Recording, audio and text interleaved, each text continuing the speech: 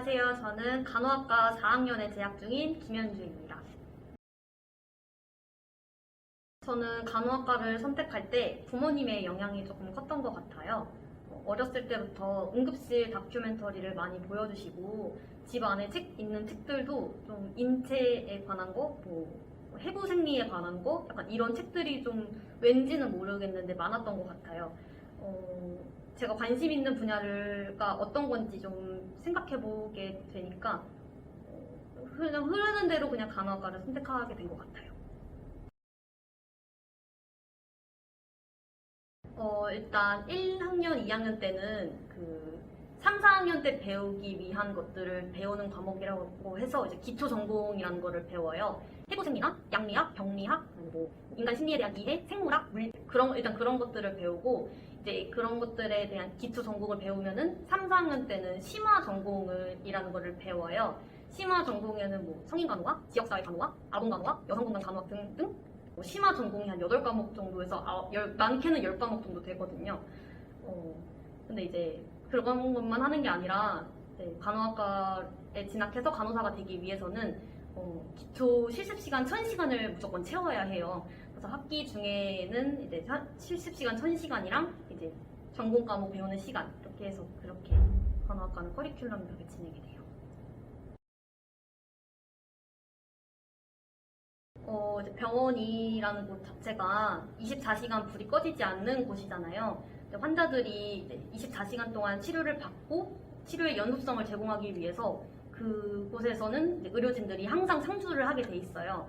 의사는 잘 모르겠는데 이제 간호사분들은 3개의 조를 짜서 3교대로 일을 해요. 이제 그거를 간호사가 일하는 3교대라고 보통 말을 하는데 이제 보통 데이, 이브닝, 나이트 이렇게 3개로 나누어지고 데이 근무일 경우에는 보통 아침 7시부터 오후 3시까지 일을 하고 이브닝의 경우에는 오후 1시부터 오후 10시까지 그리고 나이트 근무면 오후 10시에서부터 그 다음날 아침 7시 이렇게 밤을 새게 되는 3교대 근무를 하게 되는데 이게 일반 회사원들이랑은 이제 전형적인 패턴이 아니다 보니까 많이들 힘들어 하세요. 네. 보통 간호학과 공부가 되게 양이 많고 좀 범위도 넓고 좀 그렇다고 생각을 하시는데 물론 그것도 맞는데 이제 3, 4학년 때 보통 이제 다들 힘들다고 해요. 이제 그렇게 말을 하는 이유가 1000시간 실습과 이론 시간을 같이 병행을 학기 중에 해야 하기 16주 안에 그걸 다 끝내야 하기 때문에 그래서 이제 좀 바쁘다고 이제 말을 하는 거거든요. 근데 저희 학교 같은 경우에는 16주 기간 동안 실습을 8주를 하고 그 다음에 또 8주 동안은 이론 수업을 해요. 근데 그 8주 동안 16주에 배워야 되는 거를 몰아서 하다 보니까 그래서 3학년, 4학년 때는 보통 이제 일주일 단위로 시험 기간이 돌아온다고 생각을 하면 되고 이제 실습하는 동안에도 실습만 하는 게 아니라 그 실습에서 무엇을 배웠는지 이제 연구를 하고 이제 토론을 하고 약간 그런 시간도 가지기 때문에 그래서 어렵다고 하는 거고 특히 그리고 4학년 때는 다른 취업 준비생들과는 다르게 학기를 병행을 하면서 이제 취업 준비를 해야 돼요. 그런 것도 이제 좀 힘들다고 말하는 점이 될 수 있을 것 같아요. 피를 무서워하는 사람은 못 봤고 바늘을 무서워하는 사람은 이건 어디에나 있다고 생각을 하는데 근데 바늘을 무서워한다고 해서 간호학과 생활을 할 수 없는 거는 절대 아니거든요. 지금 병원에 가도 일반 병동 간호사들이 주사를 놔주기보다는 정맥 주사를 따로 놓는 간호사 팀이 있어요. 그래서 그런 데를 들어갈 것이 아니다 그러면은 일반 병원 간호사들도 직접 정맥 주사를 놓는 일이 없기 때문에 그런 거를 미리 무서워하고 간호학과에 와야 될지 말아야 될지 이런 고민을 하는 거는 좀 적절하지 않다고 생각을 해요.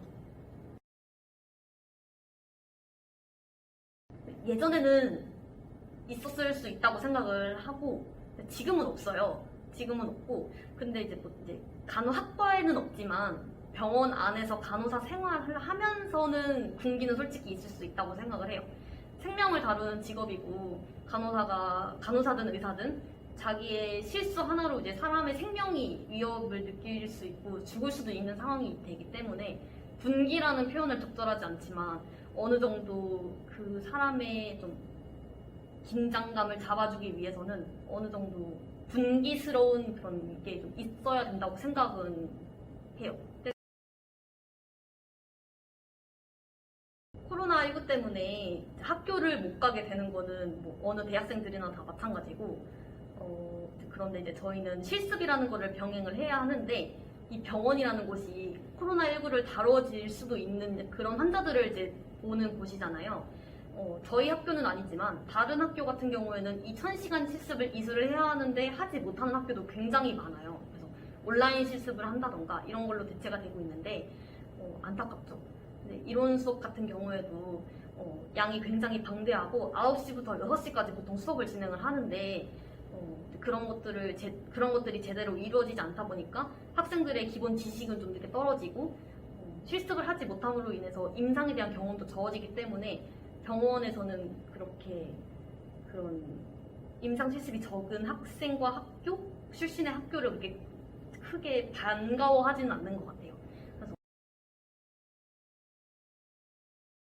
병원 내에서 일을 하는 간호사도 있지만 병원 밖에서 일을 하는 간호사도 되게 많아요. 보건소에서 근무하는 간호사도 있을 거고 학교에서 근무하시는 보건교사 선생님들 그리고 회사 내에서 근무하시는 간호사분들도 있거든요.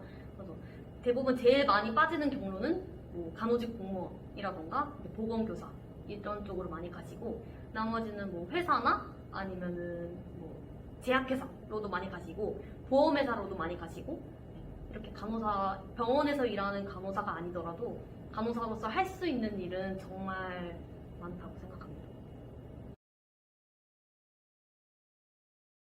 보통 학생들이 간호사가 되고자 할 때 왜 되고 싶어? 라고 물어보면 취업이 잘 돼서요 라고 말을 학생들이 없지는 않아요. 근데 저는 마냥 취업만을 바라보고 간호학과를 선택하고 간호사가 되고 싶어 라고 말씀을 하시는 거면 저는 추천하지 않습니다. 생명을 다루는 직업이고 취업 하나만 보고 그 직업을 결정하기에는 그 직업이 가지는 압박감이 대단해요. 실습만 해봐도 알아요. 너무 얼마나 그게 좀 무거운 일인지. 근데 취업만을 생각하지 않고 내가 정말 생명을 다루는 일이 의미 있게 생각이 돼서 간호사를 하고자 한다면 저는 정말 추천하고 생명을 다룬다는 게 정말 의미 있는 일이에요. 힘들기는 하지만 1000시간의 실습과 뭐 그런 거를 같이 동반해야 하는 이론 시간 뭐 이런 거를 다 감당하실 자신이 있으면은 저는 간호사는 되게 메리트 있는 직업이라고 생각을 합니다. 많이들 오세요, 간호학과.